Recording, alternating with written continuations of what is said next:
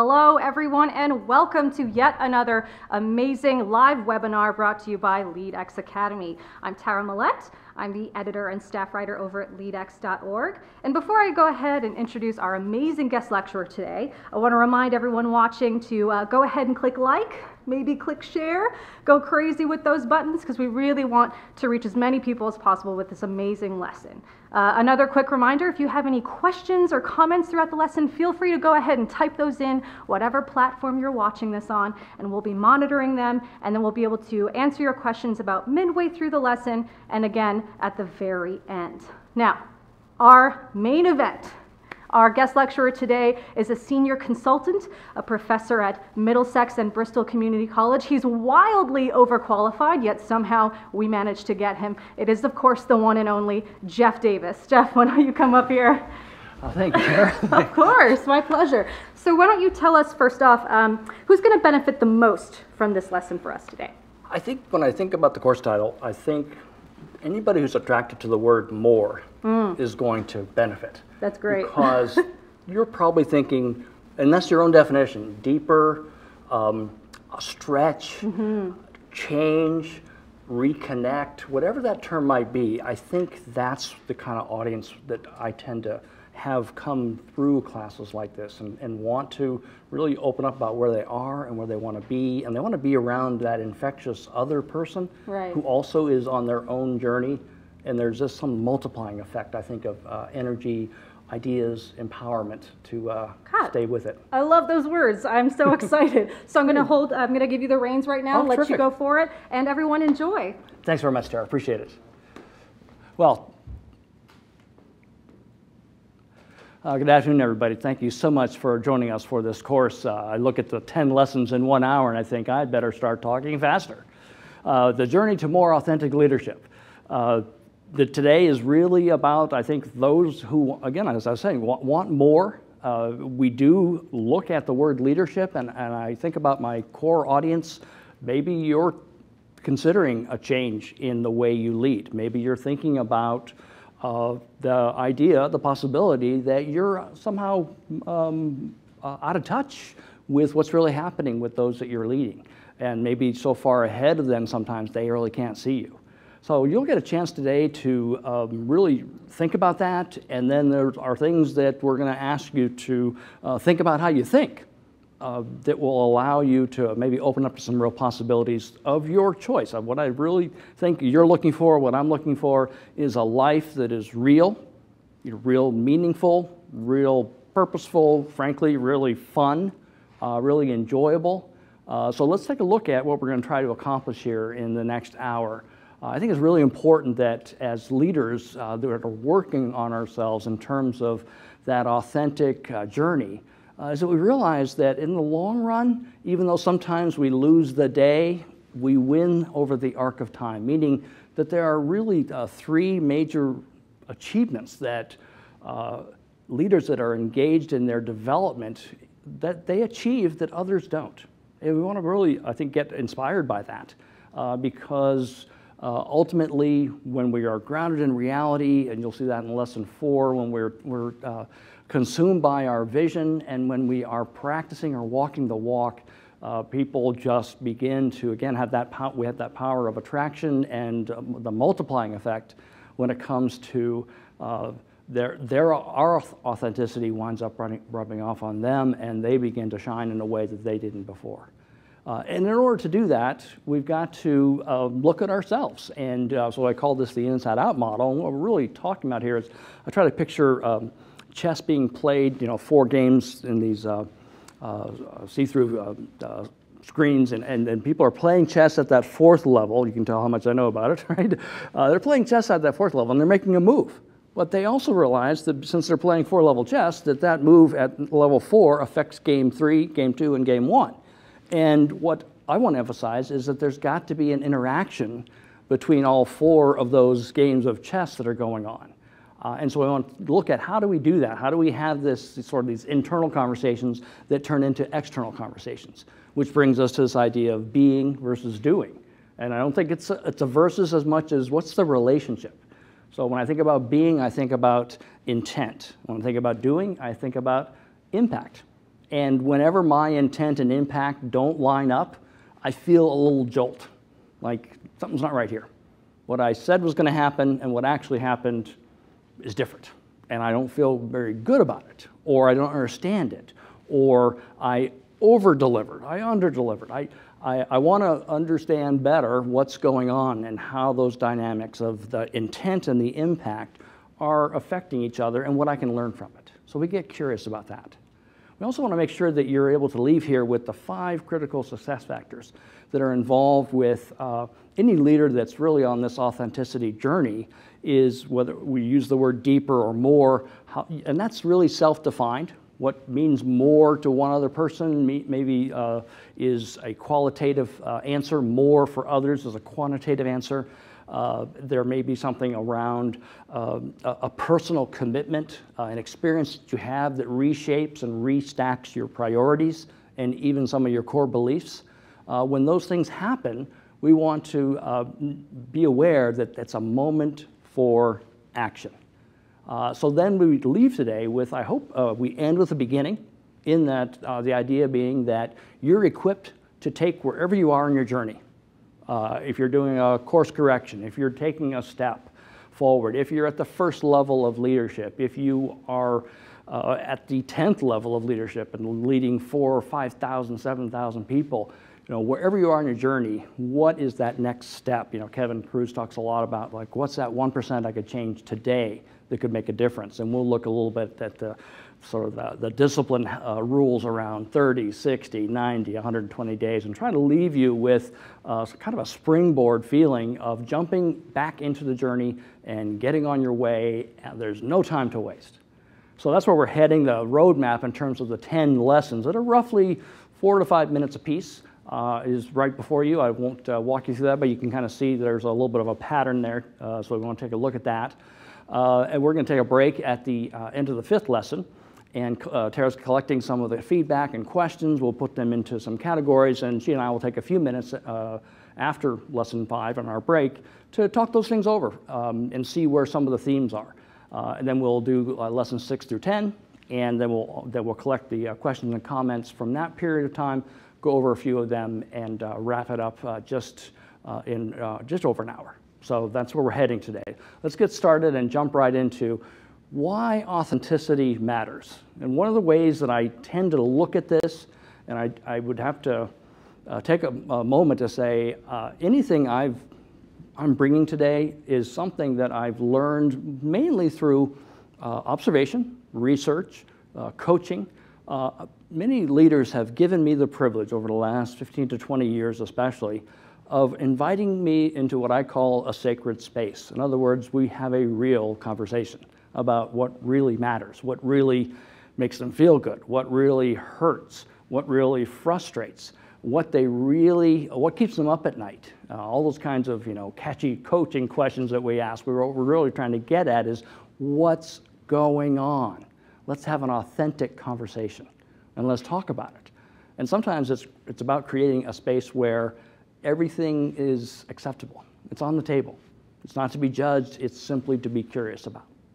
So when I think about authenticity, a lot of times what I've done in talking with people is compare it to inauthenticity, sort of the opposite. And I think when we look at, if you're looking at the slides, you can kind of see some comparative words where we're saying, the Greek definition, when you get down to it in terms of authenticity, is this word original. And Adam Grant's got a great book out called Originals. And it's all about the positive and wonderful effect of individual human beings in enterprises and organizations who have made a difference. And part of the reason they've made a difference is that they've not only been allowed, but they've been encouraged to be originals, to be who they really are. Now, I would say let's be our best damn self, but let's be ourselves. And so when we look at that and we say, well, what about the imitation? What about the faker? What about the person who's the mini-me? As we think about that in sort of our cultural context. That's a classic I can tell a lot of times when I'm in an organization at the mid-level, I can tell which leader that mid-level leader reports to at the senior level by some of the words they use, the phrases, the actions, even sometimes their body language. And I don't think they're fakers. I think they're trying to maybe do a little bit of fake it till I make it, or they've seen a best practice as far as they're concerned, and they're trying to learn it and make it their own. And that's the key thing. At some point, they've got to make it their own. And that takes courage. And so when we compare authenticity to inauthenticity, I think the other thing I want to point out is the last piece. You know, this idea of I want to be composed and prepared, but not in a conniving kind of like I'm ready for my moment kind of way. I've done a lot of work with a colleague of mine who has brought this concept of the poser or the imposter to the table and helped me really understand. And I work with a lot of different leaders, and one of the issues that comes up is a gender issue. And that is that a lot of men come across, I'm not sure what their intent is, but their impact is that they're posers in certain situations at work, especially, and a lot of times in the presence of women. And that is actually seen through rather quickly, except by them. And guess who sometimes gets to tell the person, this is what others are seeing. And I remember having a conversation, I've only done this 3 times in 20 years, where I was asked by HR to coach somebody who had some fireable offenses, and this was like their last chance. And I had to tell them something. And the first thing I had to tell them really was that they weren't an expert, okay? And what they were doing was banking on, I've been here for 18 years. I've been doing this for 18 years, and I report to somebody who's been doing it for 5. That's not fair. That's not right. And they've got this whole posture and posing. And so I got this idea from a friend of mine who said, why don't you ask him, have you been here, do you have 18 years of experience, or do you have 1 year of experience repeated 18 times? Ouch. Well, I tell you, of the 3 people that I've used that on, 1 person came across the table at me, you know, call security. 1 person sat back and his whole life changed. And 1 person stared me down until I was afraid and left the room. And I hope that you know, they've been able to think about that a little bit. So we want to think about, okay, we want to work obviously on the side that says, I want to be present, I want to be available, I want to be composed, but not a poser. So one of the things that I've noticed, and I did a quick check on you know, Google search just to say, well, gee, what's happening with authenticity these days? And I do this periodically, and of course, all search engines help you with that. And I found out when I put in the word authenticity just last week that there were maybe 5 million negative comments about what is this crap about authenticity. I've seen so many people faking authenticity.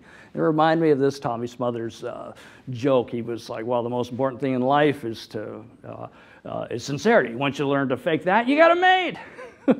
And he's making a point, you know. And so what we have is a lot of people wanting, there's a hunger in our society, I believe, in our workplaces especially, for authenticity. Give me the real deal. Let's have a real conversation. And why is there such a hunger? Because there is a famine in the workplace. You know, there are too many people playing games, too many people who are what I call political animals, who are really not doing anything that contributes to the work, the mission, the growth, the development. They're playing some other game. And to them, that's a legitimate game. And when those 2 games compete, one's going to win and one's going to lose. And sometimes we can have some influence over that. However, sometimes we also have to live with the fallout. So when we think about what people want, what we hear from people, they want to, you know, work with other people that are doing something meaningful, that respect one another, that collaborate, where they feel like they're a part of it. They're not being dictated to, they're not being used up, they are being invited to be their best authentic selves and be a part of something special. And we'll get into more about how that's done and then how people experience it. And I recognize that I think that our cynicism about it is legitimate in that the doing of authenticity when the being isn't there is manipulation. And none of us want to be manipulated, used, tricked, fooled, the who. Won't get fooled again, not this time. And sometimes that cynicism that is there when I go into organizations, people get blamed for being cynical, and when I start finding out the reasons that they're cynical, all they're doing really is self-protecting. So when we think about that, we start saying, okay, well, what am I going to do then with my intent and my impact? What am I going to do with my being and doing? How do I figure out how to play chess at all 4 levels? So when we consider playing chess at all 4 levels, here's a graphic that is my summary of a combination of emotional intelligence work, CBT, cognitive behavioral therapy, there's some DBT in there. And so it's kind of my current best thinking about these 4 compartments. You'll notice that 2 of them are really in the head, 1 is sort of in the atmosphere, and 1 is sitting outside. So the first, some of the terminology that's kind of helpful is, again, think about these as 4 chess games, and there's power in playing the chess at the 4th level, 3rd, 2nd, and 1st, but there's even more power at the interaction of the moves I make at the 4th level and how it affects the 1st level. So when we think about defining our terms here, we think self-awareness. I become self-aware. It's almost like I'm in a play, I'm on the stage, kind of like I'm on the stage right now, and part of me kind of floats up to the balcony and tries to have somewhat of an out-of-body experience so I can see what's going on. Other times I can go to people that I trust and say, my intent in this meeting was to bring Phyllis and George along to see that our departments aren't competitors, we're collaborators. How do you think it went? And get some feedback on that. And then that my own reflection, my own observation, getting some feedback and input, then I can start to self-monitor and self-correct and say, well, okay, next time I'm going to say it this way, or I noticed that this phrase set them off. I wonder if they got the idea that I was telling them what to do instead of inviting. Is there a better way for me to say it, words, or the how I say it? I've got to think about that. And then we kind of start looking and saying, am I reading the environment correctly? And that's a really tough one because we're all biased. And so I might be reading into the environment, something from my own experience, my own past. And the person doesn't intend anything that's going on in my head. I think they're being hypercritical, and they are actually simply trying to understand. And the way they understand is they ask very specific questions. But if I come from a background that says when people start asking very specific questions, I feel on the spot, then I will start to play that tape in my head. For those of you who are coming from the millennial generation, a tape is a substance that used to exist. Now think CD, think virtual, think DVD, etc., even Blu-ray. And then the last thing is you say, okay, so then I'm going to try to take appropriate action. That's that 4th level of chess that we're playing. And I'm doing it in an informed way because I've read the environment, I've looked at myself and talked to myself and prepared my outer comment, so to speak. And then I've got to see how that plays out and then reflect back. And so we're, again, trying to play chess not just at those levels, but have the interaction take place. That's really what's powerful about this model. And this really is the development model. We can't really grow until we become aware of the area in which we need to grow. We can't really do that without some feedback, without some reflection, without a chance to see some results, negative or positive or neutral, and make some assessment of them. So this requires some internal conversations that are very honest and blunt. And oftentimes we've got to be careful, and we'll get into this into lesson 7 and 8, we've got to be very careful about the labels that we put on ourselves. And that was a dumb thing to say. That was a really stupid comment. If I'm saying that to myself, I'm probably saying it to those that I lead and those that I try to influence in a positive way, and yet it's not coming across that way because my self-talk is going to leak out into my public talk eventually. So I got to be aware of that. So this idea of being and doing, we're just going to let those definitions kind of sit out there in terms of, again, we are autonomous and unique. I think about that.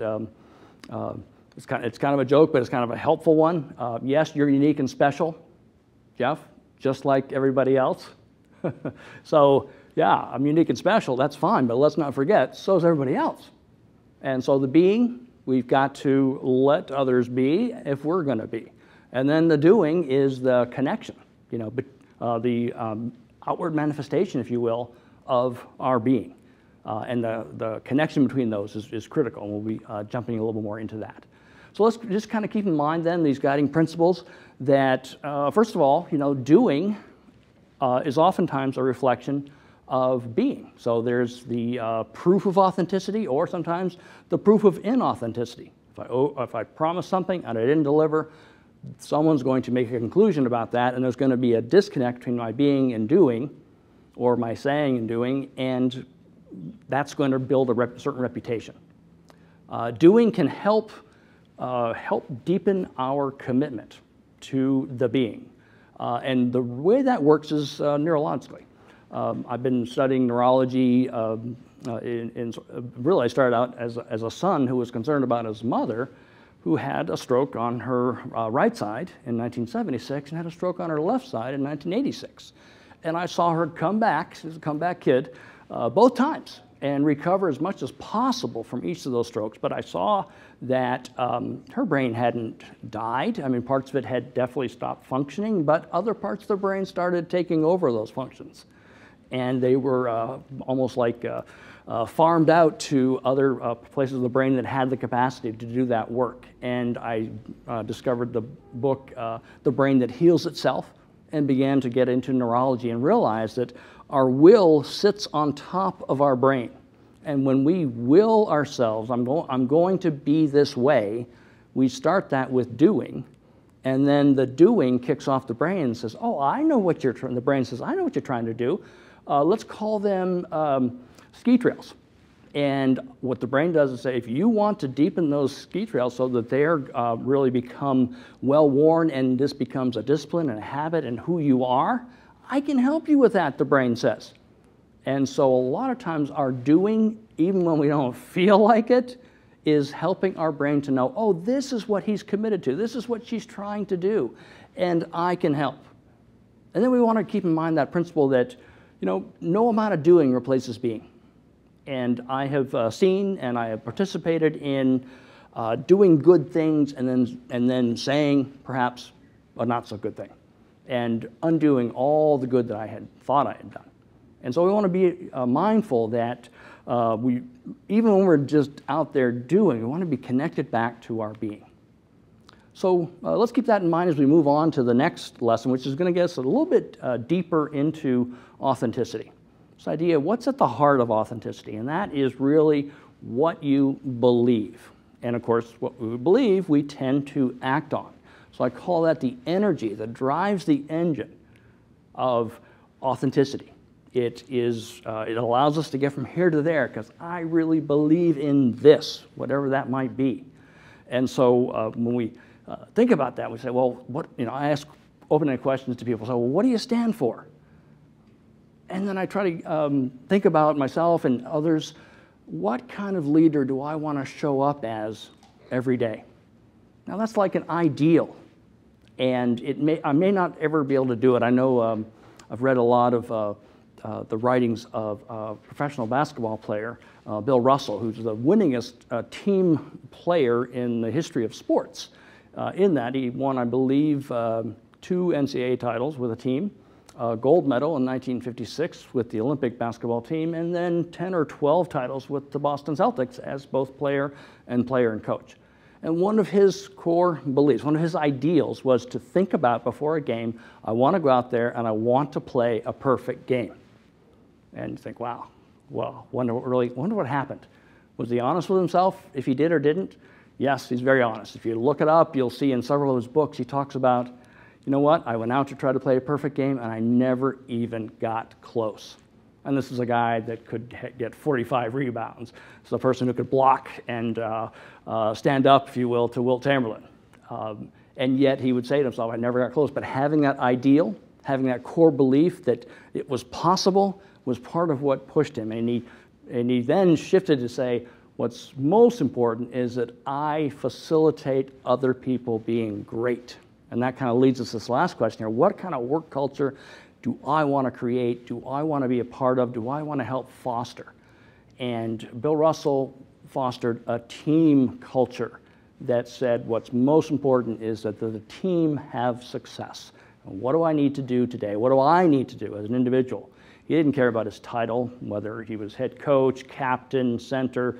It was about what he could do. And he changed the game of basketball because he was so dedicated to that belief that it wound up changing how centers and other people play the game. So we can think about that as well. What is it that I believe? What is it that I'm passionate about? I ask people sometimes, what are you persistent about? Like against, an idea you have, which is maybe to create a workplace that's the employer of choice in your industry or your region. Maybe that's something that someone's after in terms of a vision. We'll see that in a few minutes. This idea of visioning, and what people do when they do that is they're persistent, and people are like, oh, will you get off it already? They get tired of the topic. But if I'm persistent about something, it must be a core belief. And I can try to do my best to articulate that in a way that starts to get other people thinking about how important this is.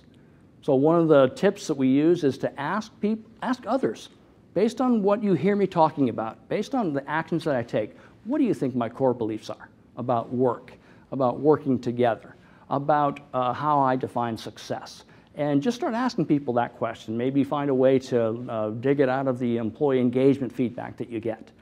And once you get that information, it's kind of like looking at reality and saying, okay, do I like what I see or do I want to make a change? And that's the great thing about the journey of authenticity is no matter what results you're getting, you can choose to keep going because you like the results or make a change because you don't.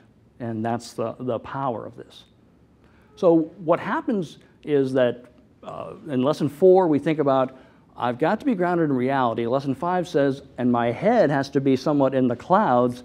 I have to be clear on my vision. So we kind of lump these together, and we're going to kind of put them together and close out the first half of the course. So grounded in reality. This is the individual who is not at a distance or considered somehow out of touch as a leader, because they don't know what's really going on. They're looking at a report that's a weekly, a monthly, a quarterly, or an annual report, and they're looking at the past, kind of a fixed reality, and an edited report, trying to understand fluid reality. And so one of the things we talk about is, how do you find out what's really going on? And most people who have earned their MBA, my suggestion is go out and earn your MBWA, Management by Walking Around, or LBWA, Leadership by Walking Around. And what people find out is the real story, the fluid reality versus the fixed reality.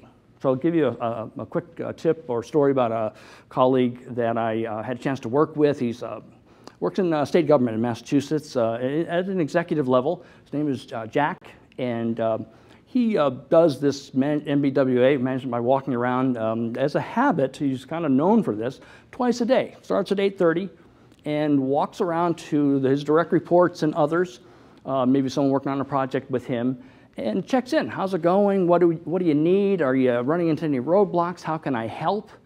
And takes notes. And then moves on to the next person and has, just 2 or 3 minutes with each person. That's 15 minutes. Then he goes into his office, spends another 15 to 20 minutes acting on the notes, calling department heads, say, hey, we need this data because of this. You're not giving it to us, is not allowing us to finish this report. We can't do this analysis, etc. He's not attacking. He's simply encouraging and asking, hey, could you help us out here? And then at 1 o'clock, after lunch, he basically does the same routine, goes back and spends 15 minutes walking around, checking in on the things he did that morning. Did they stimulate the activity that was expected? What else can he do? Checks in with everybody, takes his notes, goes back to his office, and then acts on those deliverables. And so that allows people to, really get stuff done through his efforts as a leader. And now, Jack then goes to meetings where people are talking about efficiencies. And it's pretty clear to him at different times, and he and I worked together for a period of time, where there's leaders that are not in touch with what's going on. They're not based in reality. They're not doing what Max Dupree suggested, which is our responsibility is to define reality. Again, fluid reality, not fixed. And I should point out that when Jack goes to those meetings and starts talking to other leaders about what they are experiencing in terms of the reality, Jack was born blind. He uses an assistive device to take the notes that he takes. He uses a cane to get around. He's got a colleague who's also blind. He uses a dog. It's different options for different people. And so he is going around and taking his notes on his assistive device, goes in, does his work, and again, makes those rounds twice a day. So when he sits in a senior management meeting starting to look at process and says, I don't have an excuse for not walking around. I'm blind, but it doesn't mean I can't lead and be a manager who's known as one who is in touch. And then he turns to people and he kind of sarcastically, what's your excuse? And of course, no one's got an excuse. What they've got is a deeper commitment to figuring out what's going on by getting out there and getting involved. And he's also very good at something that Posner and Kouzes, in terms of leadership credibility, have talked about as DWYSWD, do what you say you will do. And he's very good at that. He doesn't overcommit. And people have come to expect that. And he is proving himself to be grounded in reality. And that allows Jack to be very credible as a leader. It's real, it's authentic, it's really him. That's really what he wants to do, is use his influence and sometimes authority to facilitate the success of others for the entire agency. He's one of the greatest examples of an executive public servant that I've ever had a chance to be involved with. So we need to think about that. Like, how well am I grounded in reality? And what can I do to earn my MBWA? So then while our feet are on the ground firmly, lesson 5 says, hey, where is your vision? Where's your head, your heart? Is it in the clouds? Is it thinking about the future? And so this is a quote that is often attributed to Robert F. Kennedy. And some people, I think both of these are true. See what is, that's kind of lesson 4, reality, and say why, and ask why. Others look at what could be and say, why not? Okay? And so when we think about, we've got our feet on the ground, the next thing is, where is our vision? Are we thinking about the new reality that we're trying to create?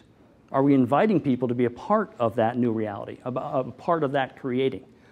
What is it that you want to see happen, that you want to create and be a part of and say, we have a good product, we have a good service, but let's not let it get in the way of a better product, a better service. We've got good processes and procedures, but let's not, I'm sometimes worried when people say, well, what's the best practice in a particular area, procedurally or process-wise? And I said, well, let's not talk about the best practice. Maybe that's helpful as a starting point, but we need to talk about a better practice.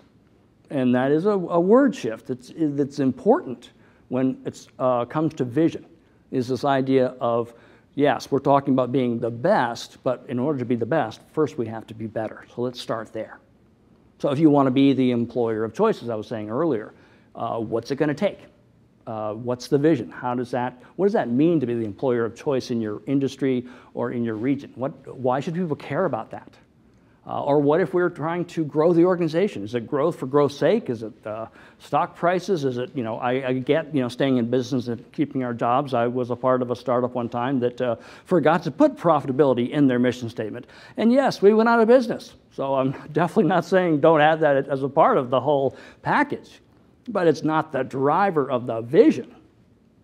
What really matters is, who are we serving? How are we serving? How are we enabling, in the good sense of the word, and facilitating people perhaps getting in touch with their own authenticity, their own best damn selves, so that they can be self-actualized and be living a life that has more purpose and more joy and more accomplishment to it, however they choose to define it. There's a great story about the mayor of Pittsburgh in the 70s and 80s, Mayor Richard Coagli. Yes, Coagli, I'm sorry. He's of Italian descent, grew up in Pittsburgh, and realized that in the 70s there was something that was going on that he saw before anybody else, which was the steel industry, as they knew it then, was going away. He didn't know how, he didn't know when, other than it was going to be within a generation.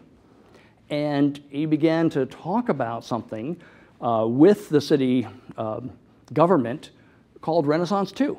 And he wanted to touch back to something that had been very successful in Pittsburgh in the 50s, was Renaissance 1 by a previous mayor who turned that city from a Depression-era town of the 30s and 40s into a city of the 50s. Now Renaissance 2 in the 70s, after 77, 78 when he was elected, was about what are we going to be in the 80s, 90s, the aughts, the teens of the 21st century. And he began to do things that politicians don't often do, which is do things that for them are politically disadvantageous. He was not a good public speaker. He tried, took a Dale Carnegie course. That was not his thing, but actually what was found out was people preferred his straight talk, his plain talk. And they didn't mind if he stumbled over his words because he was talking to them about Renaissance 2, and they knew of the success of Renaissance 1, so they were interested. And he always, he had a saying that said, good government is about doing the right thing. And he just stuck to that, and he envisioned what Pittsburgh would be, need to be like to not only survive, but thrive. It would have to diversify. So he started partnerships with Carnegie Mellon and University of Pittsburgh that looked at innovation centers and brought in other industries, reached out to the arts community, and began to create these hotbeds and these incubators of innovation, creativity, collaboration. In 1986, he put a lot of public money into the hands of business people to help with this. And he took a lot of flack because a lot of people were saying, couldn't we help maybe some of the unemployed with this money? And he said, we are. We're helping them have a future. And we have to explain it, we have to talk about it, but that's where we're heading. So he had this idea of what the new reality was going to look like. And he knew how to communicate it, and he stuck with it even when it wasn't popular. And it allowed him, because he was grounded and had a vision, to be successful. Now, he died in 1988, sadly, in office, in the midst of this work, but all the seeds have been planted, and if you have been in Pittsburgh in the last few years, 15 years, it is a first-class city, and it is a case study in urban renewal and changing to fit the times that we're in, and giving people a quality of life and a certain kind of pride, if you will, in terms of their participation in something special. So keep those in mind, especially lessons 4 and 5, grounded and visionary at the same time. Let's take a break for a minute or so. Tara's going to summarize some of our questions and comments thus far. We'll come back and talk about those, and then we're going to do lessons 6 through 10. So let's take a break for about 90 seconds.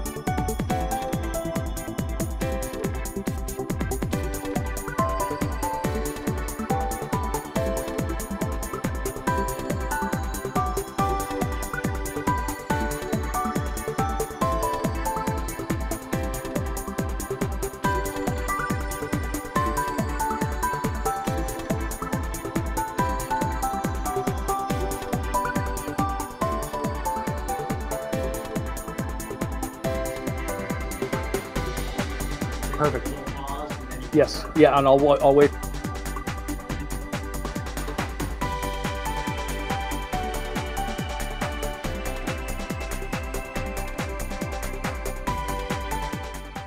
The candied ham. Candied yam? Or a...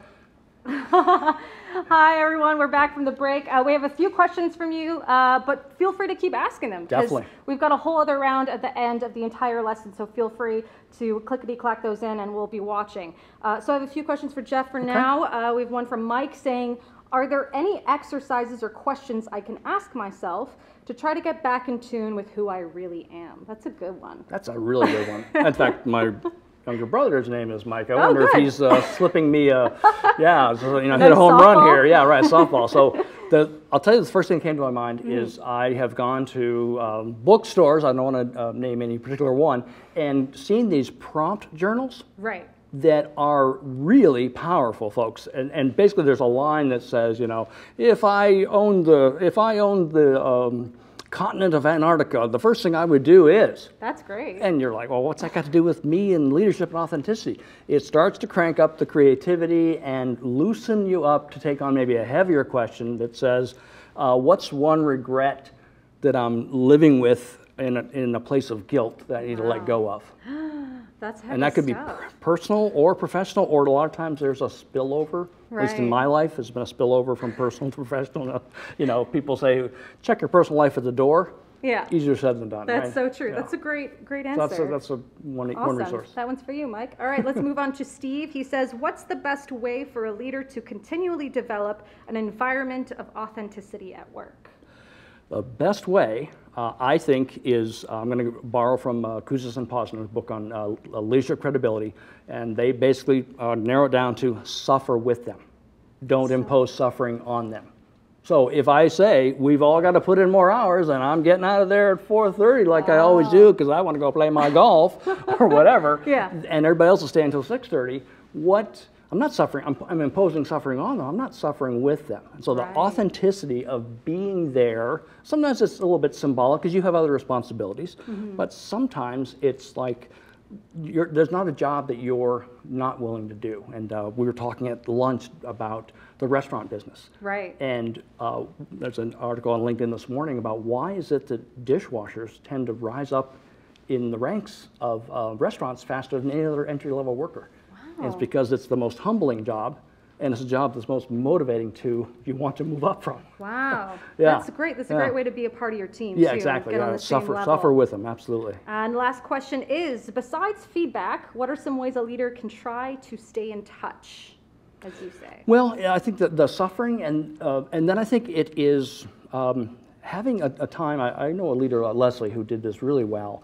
She would take the first 5 minutes of a meeting, and if it wasn't working that day, she'd take the last 5 minutes, and she would just kind of say, "This is open, sort of like a safe space." And she, of course, had grown the credibility with all of us individually that we felt that together. Wow. And she would say, "So what's going on?" Or she'd ask that open, what kept you up last night about work?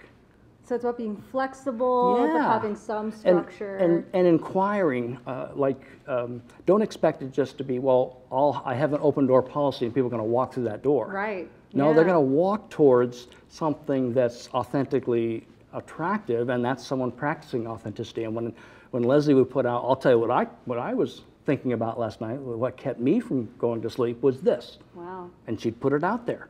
And as a leader, we'd be like, well, okay, it's okay to talk about it. So she took that kind of step towards us, and I Yeah. think that really made a difference. Practice what you preach, right? Exactly. Yeah, That's that's awesome. right there. Yeah. All right, well, thank you for the questions, folks. Yeah, Keep them fantastic. coming. We'll answer a few more later. And Jeff, right back to you. Terrific. Thanks a lot, Tara. I appreciate that. I have talked to our producer, and I'm making a commitment to get to as many of the individual questions that you might be sending in over the next 24 hours, maybe 36 hours. Of course, depending on when you're seeing this, I guess I can make that kind of commitment. But I really do want to try to get back, especially if we've got some thematic kind of questions that are coming out, and certainly let you know some of the resources that are available. I would say that LEADx.org is a great site for both podcasts and brief articles. I'm going to quote one this afternoon in our next have here because it was so powerful to me, an illustration of somebody who did something in a leadership moment that she should have done, and it was a game changer. So let's go on. We've got 5 more lessons to go. We're looking now at keeping yourself focused. This idea that how do we stay on track? We know that the myth of multitasking has pretty much been verified. We're not going to be able to focus on 2 to 3 important things all at the same time. So we've got what the Franklin Covey people call the whirlwind going on, and they talk a lot about what are the 4 disciplines of execution. And it's executing some type of progress in the midst of the whirlwind. The whirlwind is our daily work. That seems like it's crazy enough. All I can do is keep up. Well, we've got to figure out a way to make progress, not just keep up. And so in order to do that, we've got to think about, well, what is it that is a habit or a discipline that I can create? And so we look at some of the work around, let's take Dr. Jim Loehr, he wrote the Powerful Engagement. And he talks about maybe we're 95 to 97% rote. In other words, anything that gets routinized becomes a habit or a discipline or just our way of being/doing. And he talks about, like, one great example he has in his book is when his kids were young, his 3 boys, and they were 5, 7, and 9. And of course, they're coming at him when he gets home from work to play and wrestle and all that stuff. And he had a problem with, in the morning, stressing out about where did I put my car keys? Simple kind of thing like that. And so he said, I took that 5%, maybe that 3% of effort. When I got home, I would have the keys in my hand, and I would walk in, and no matter what those kids were doing, they were grabbing my leg, and I would go over and put it into a certain dish in the kitchen where my keys were to go. And then the next morning, he knew exactly where they were, and over about 35 to 45 days, he created a habit. And it went into the routinization. Went into the 95 to 97% category. He could work and move on to something deeper. But let's think about the stress that he saved himself in the morning. If you're the kind of person who, like me, sometimes is running around, where did I put that? You know, how do I lower my stress? Well, I prepare for the next day, maybe the night before to some degree. And so that was one way in which he illustrated this idea that when we're going to create a habit or a discipline, we've got to make it part of our routine. And so that means there's got to be a regularity to it. And so a lot of research is out there in terms of how long does it take the brain to routinize something. It probably depends on the complexity of the task.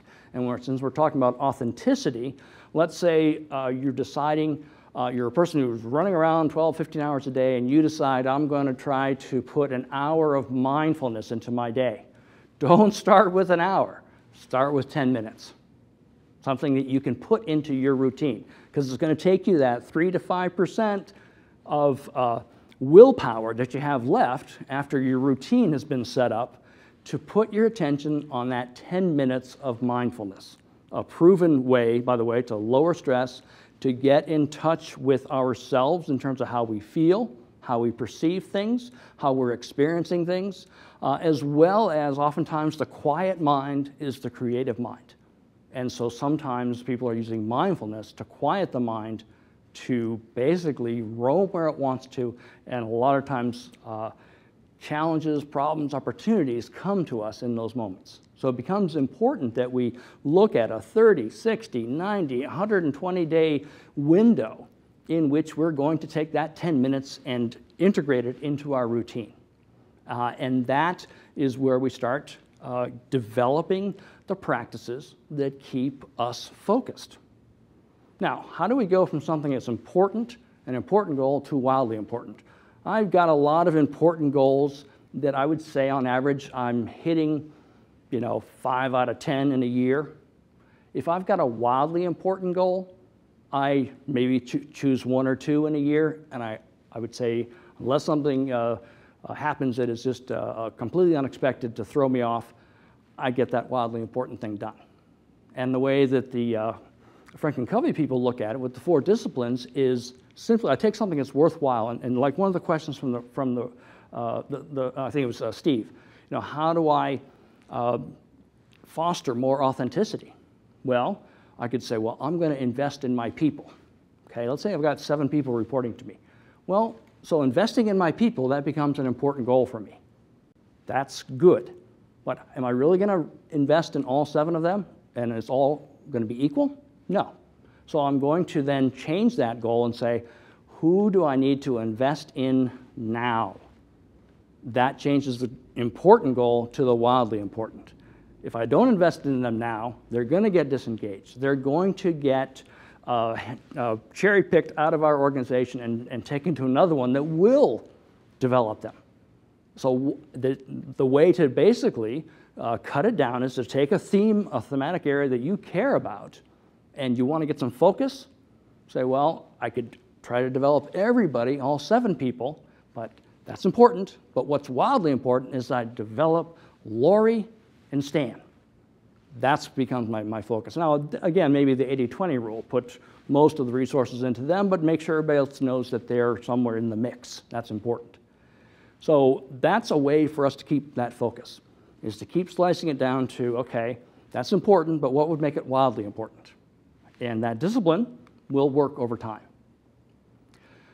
Now, the switch from that focus to this next topic around authenticity and personal disclosure is a bit jarring for me, I will say, because I think about, okay, I'm trying to stay focused and yet open.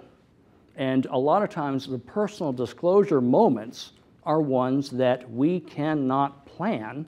They just happen, or they don't, depending on if we decide to take advantage of that. And so, well, a lot of the research says around personal disclosure is that if people know you're made of flesh and blood, you're human, you're not above them in terms of daily problems and issues, your authenticity tends to go up. Maybe their worship of you, tends to go down because they have you on a pedestal of some sort. So we got to be thinking about this idea of our own willingness to personally disclose something and disclose something that could be misunderstood. That's the risk. That's one of the risks that we're taking, or someone could run with it. And I'll give you a couple of examples of that.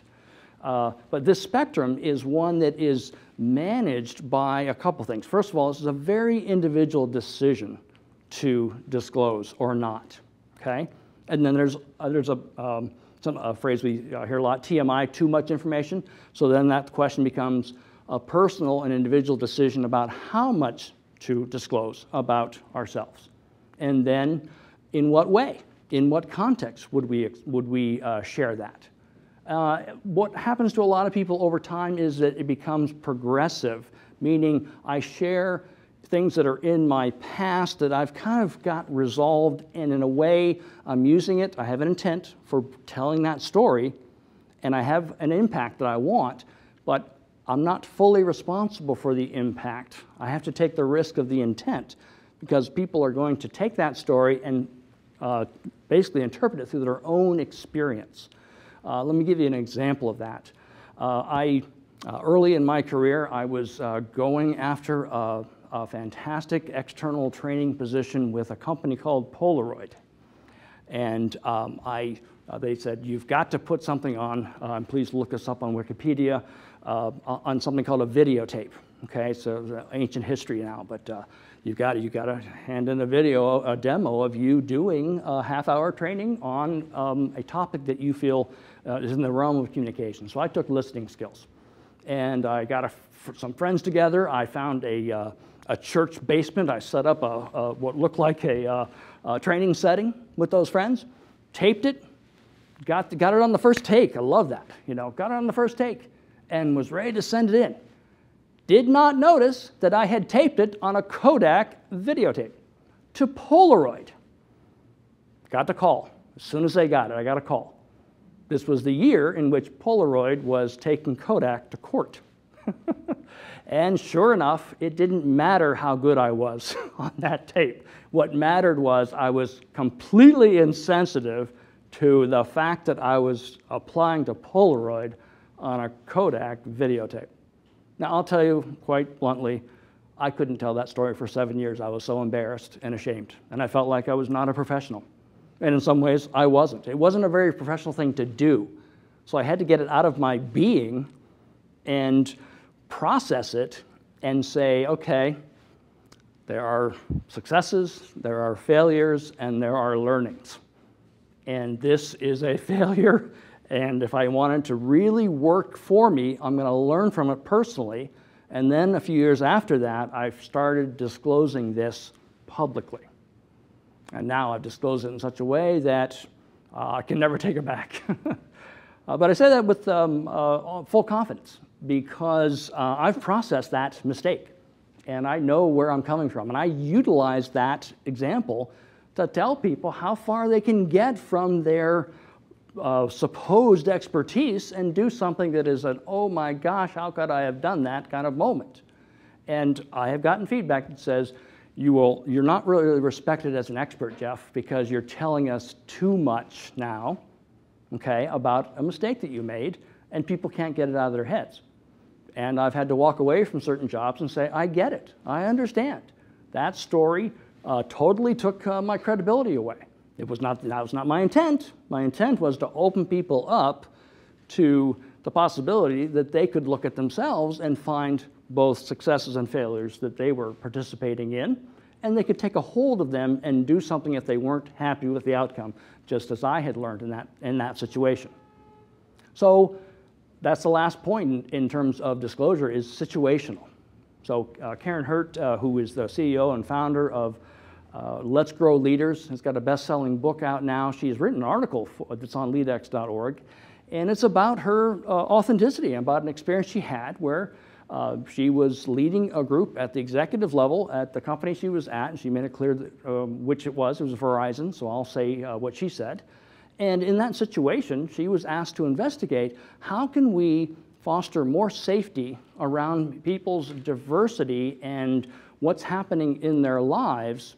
How can we foster that at the leadership level so that people don't feel like if I disclose something that it's going to be held against me, going forward in terms of whether or not I'm qualified to do a certain job. Talk about a risky area, right? So she was going through a marital crisis at the time, and she didn't disclose that. And Karen talks about having focus groups and getting a core group of change leaders together who really wanted this to happen. And they had all disclosed things that were risky. And one of them found out that Karen hadn't disclosed something that she could have in the situation she was in. And this individual came in very angry and said, you've lost all credibility because you have something in your life and there was a chance to share it and you didn't. And I'm angry because I did. Well, Karen could have done a lot of things. She could have gotten defensive. She could have turned it on the other person. Instead, she said, you're right. I missed an opportunity. Let me tell you about it. Let's figure out how we're going to talk to the group about it. And she got her credibility back by owning it.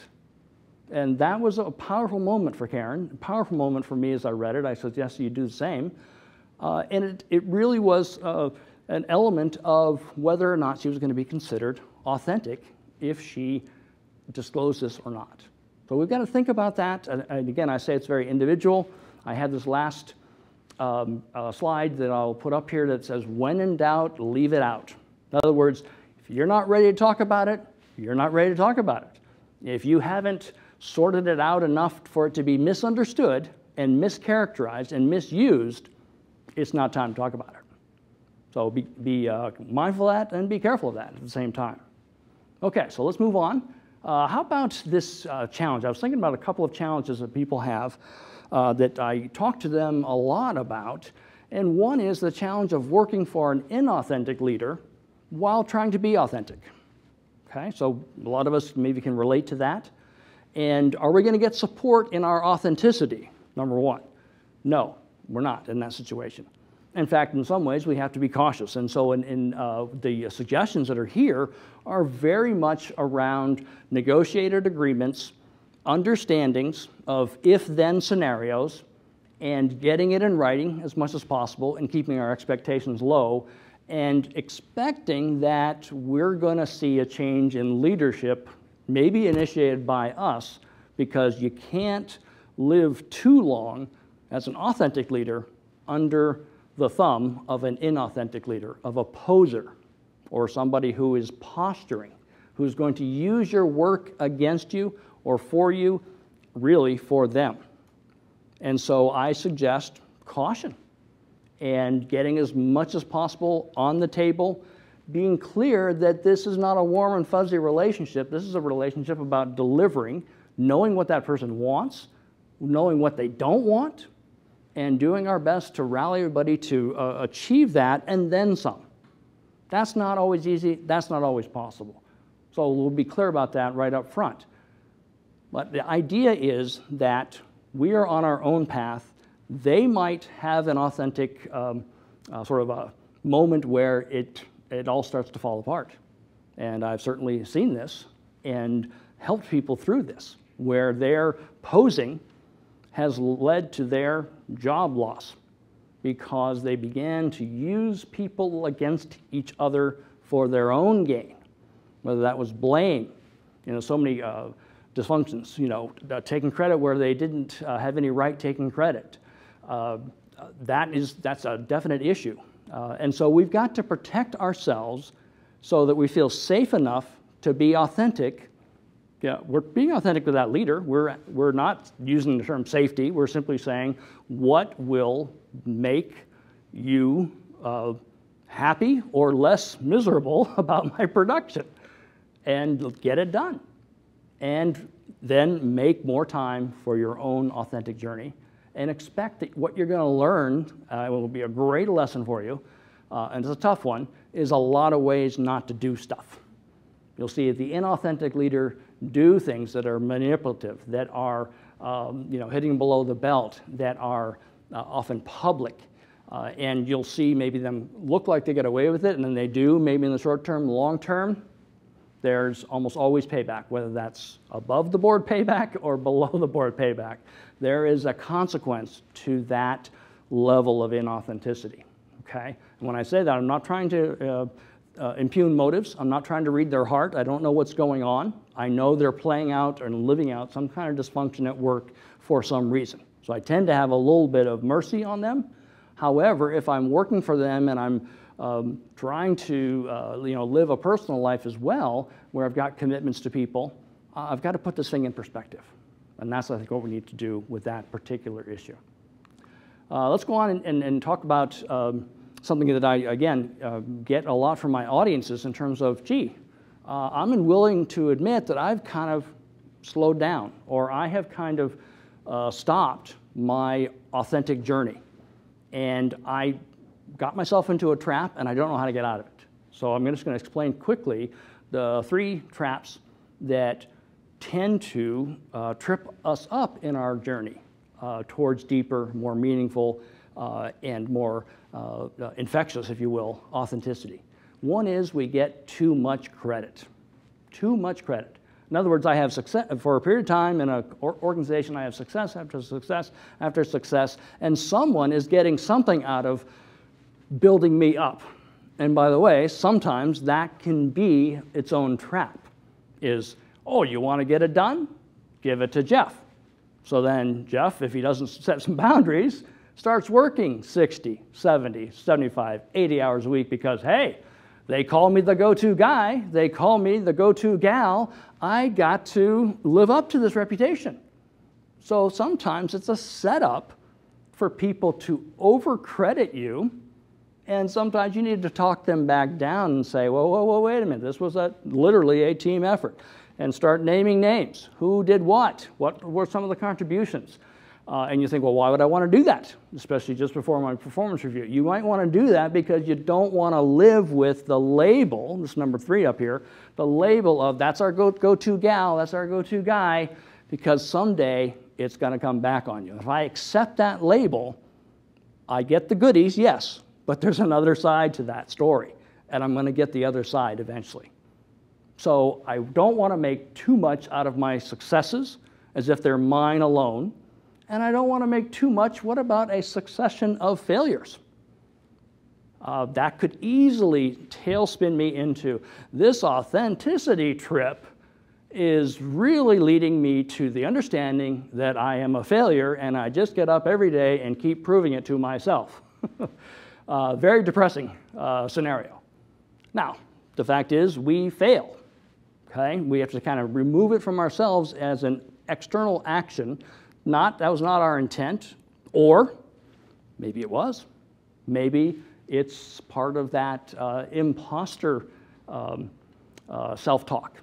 I'm not really good enough to be in this job. If they only knew, I don't know what I'm doing. I'm acting this out.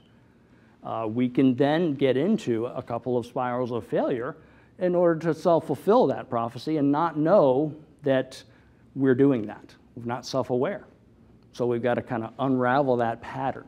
So it could be successes in a row, could be failures in a row, things that, in a sense, in our organization create a reputation, and then we've got to decide, okay, so this is the word on the street about me. What am I going to do about it? How do I feel about it? Do I care at all? Maybe I choose to ignore it. You got to watch out then for the labels, okay? I know a person at work, Kathy, who does a real good job whenever someone says, hey, you're our go-to gal on all these technical issues.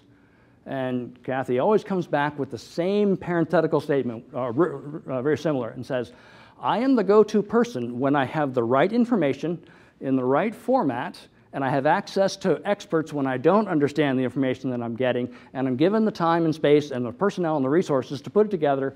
Under those conditions, most times I can get you an answer in the time frame you want. Now, why would she hedge that way? She would hedge that way because she's learned the hard way. Just being the label of the go-to gal means people throw stuff at you all the time. Let her handle it. She always does this. She takes care of these things. And what they're doing is looking for people to do their work for them. They don't want to be coached in how to do it themselves. They want you to do it. And if I buy into I'm the go-to guy or the go-to gal and I don't want to lose that reputation, I'll do it and I'll spend the 60, 70, 80 hours. I'll step on people's toes. I will push around and try to get this information so I can do what's being asked of me. And I will lose my way on my authentic journey. So we can declare I'm in a bind. I can do this, I think, under these conditions. And we've got to, first of all, own that and sort of look in the mirror and have a talk with ourselves that that's okay, that we're doing the healthy thing by just owning up to that, and that it's probably not intentional on other people's parts. They have no idea how complex of a problem or opportunity they have just put into your lap, and you need to dial back the expectations. Now, we could either ask others to do it or expect them to and never say a thing, or we can do it ourselves. And we need to, I believe, as those on this authentic journey, we need to learn how to do it ourselves and draw those boundaries, draw those lines, get those clarifications, initiate those conversations, and make sure that this project, this opportunity, this label lines up with who we are, or make a change, alter it in some way. So that's important for us to think about. And maybe you can relate to some of those common roadblocks. Do know that they are common.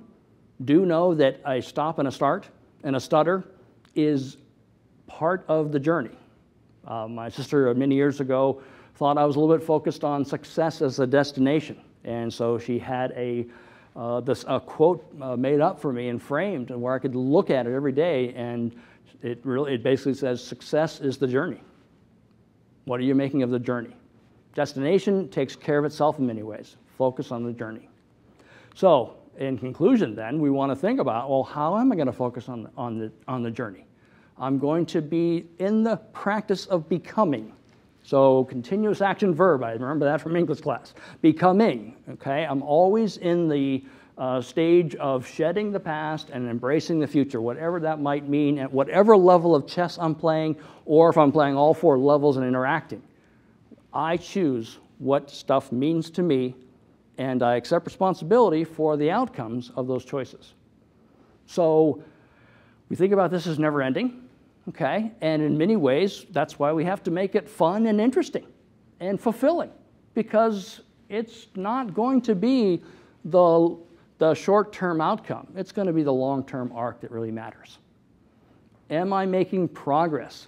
Okay, just kind of take that moment and stop and say, okay, so over the last year, over the last 6 months, am I more comfortable in my own skin about blank?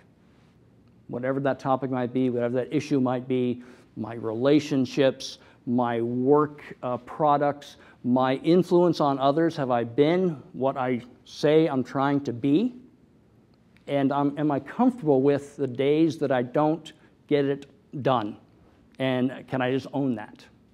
Am I taking real and important risks? Again, you define what's real and what's important. The question I ask you to consider, though, is, are you taking risks? Got to keep that edge on. Okay, once we've got something down, we've got that challenge put into our routine, it's routinized, it's in that 95 to 97% of routinization, it's a habit, it's a discipline now. What's the next thing? Okay, and then am I getting comfortable with sometimes being uncomfortable? And growth sometimes, and things pointed out to us sometimes, is uncomfortable. I can tell you, I'm going to watch this video in a little while, and I'm going to point out to myself, and maybe it's a very private conversation at first, some things I'm not happy about in terms of what I said or how I said it. Opportunities that I missed especially still bug me. But I'm going to have to get uncomfortable with that uncomfortable moment if I'm going to grow, change, notice, do something about it. Also, I want to stay curious. Ask yourself, are you staying curious about yourself? Like even when you make a mistake, what led to that? What did I miss? How did I miss that? How could you possibly send in a Kodak videotape to Polaroid and expect to get a job? Think about it.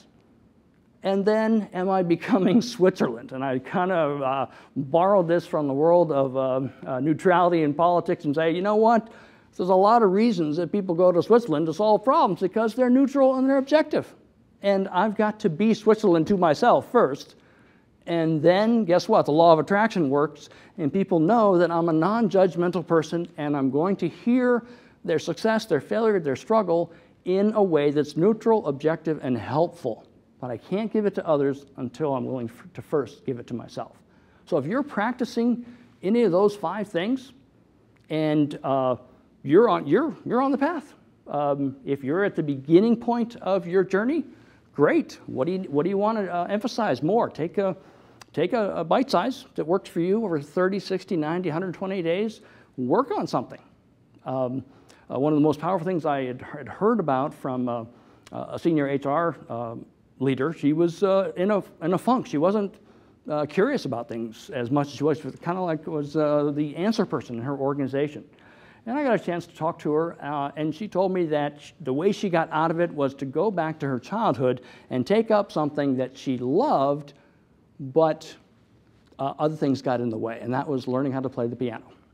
And she said, when I became a beginner again, I was amazed at the piano. I was amazed at work how I started looking at things through new eyes.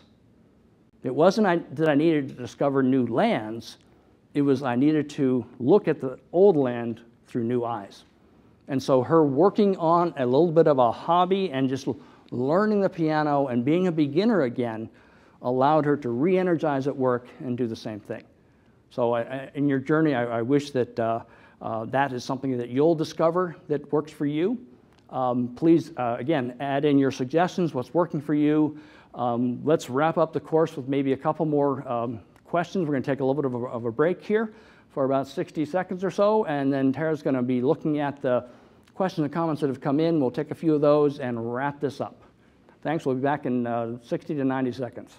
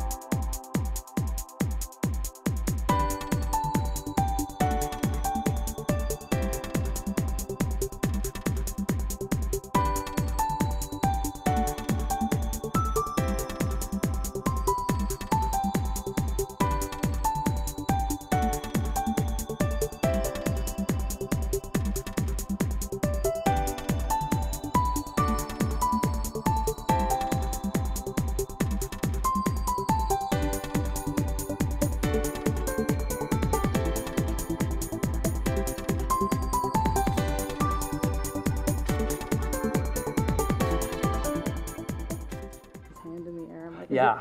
Hi guys, welcome back. All right, so since we went a little over time with some amazing advice, no, it was so great. We only have time for one more question. So this is from Amy. She asks, how do you let your team know that they don't have to take failure so hard and that they should share any mistakes they make with you?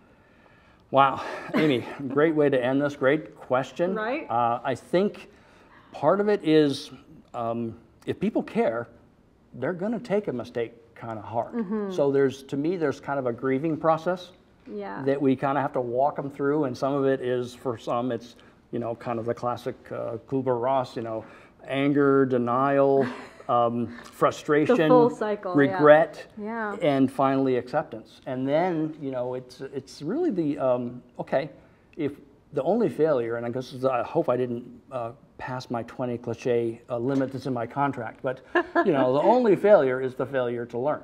Right. Ultimately. I mean, there are lots of, yes, I get it. So you have to kind of let people feel it, and they're going to see you feel it too, I think. Yeah. And let them know that's not the end. It's a process, and there's some grieving, honestly. And then help them grieve. Maybe you're grieving with them, and ask them in what way is it helpful to talk about it, and how can I, be there for you? Right. So being realistic, letting them have that process, and then being empathetic. Exactly. That's amazing. Well, thank you so much, Jeff. This is amazing. Thank you, everyone watching and sending in questions. Yeah. We'll have more of these, so please hit us up on LEADx Life on Facebook, Twitter, Snapchat, whatever else they invent tomorrow. And of course, look up Jeff Davis and all of his amazing work. Thanks again. We'll catch you soon. Thank you very much.